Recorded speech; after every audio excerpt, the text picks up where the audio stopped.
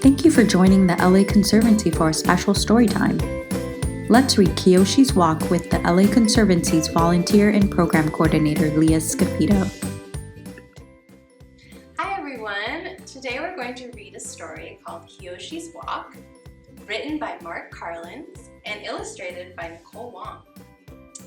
Here we see two folks taking a walk through a neighborhood street. Let's see where they go. Kiyoshi watched his grandfather, the wise poet Ito, write a poem with brush and ink. The brush flicked across the page. The dripping faucet takes me back to my old home. Raindrops on Frog Pond. The words made Kiyoshi smile. He wished he could make poems too. Where do poems come from? He asked. Ito put his brush and ink away. Let's go for a walk, he said. He tucked a pen and paper in his pocket and took Kiyoshi's hand. I wonder what he's going to use his paper and pen for.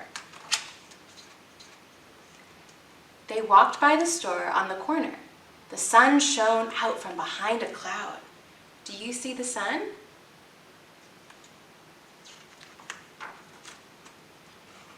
Ito stopped and wrote, Hill of orange suns, cat leaps, oranges tumble, the cat licks his paw. Kiyoshi felt puzzled. Does that mean poems come from seeing things? What do you see when you walk in your neighborhood? They kept walking.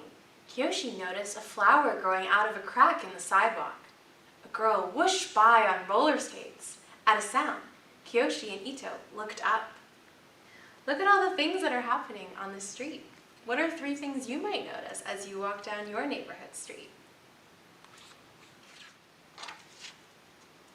Ito wrote, The sky calls to us. Pigeons, the whir of feathers. Our arms could be wings. Oh, said Kiyoshi, you find poems by listening. Do you ever listen when you walk through your neighborhood street?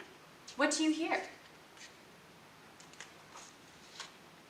They passed by an old house with a tall wall around it.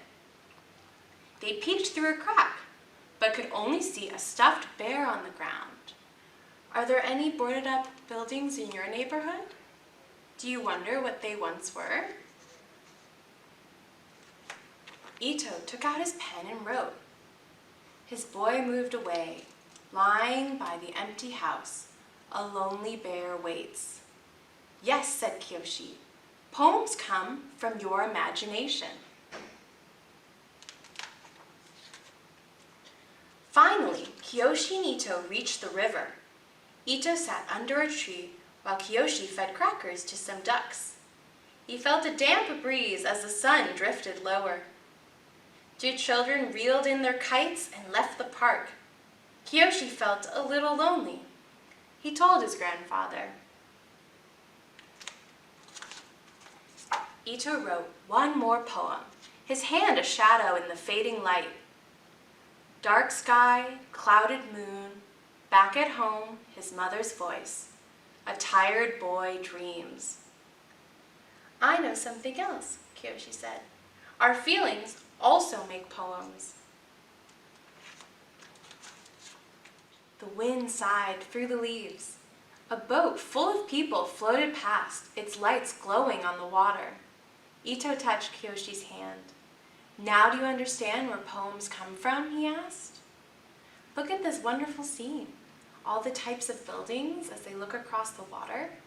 Is there a place in your neighborhood where you can see different types of buildings? Kiyoshi thought for a few seconds. They come from here, he said, and opened his arms wide to take in the river and the sky and the distant buildings. They come from here, he said, and pointed to his own heart. Yes, said Ito, and they come from the 2 when they come together. He brought his hands close, touching one to the other. They sat for a moment in silence. May I write a poem? Kiyoshi asked. Ito nodded. Kiyoshi took a deep breath and wrote, In the cool spring night, the wind's dance makes me shiver. Your voice keeps me warm. Ito read his grandson's poem. He smiled. Kiyoshi slipped his hand into his grandfather's. Under the streetlights, they began their long walk home. And in everything there was a poem. The faces of the people, the sound of the river, the moon breaking from the clouds. The end. Well, I hope you enjoyed the story, Kiyoshi's Walk. In the story, we learn where poems come from. They come from feelings, they come from the sounds and sights of our neighborhood and our streets that we walk, and the things that inspire us to think about what makes those places special. What would your poem be about?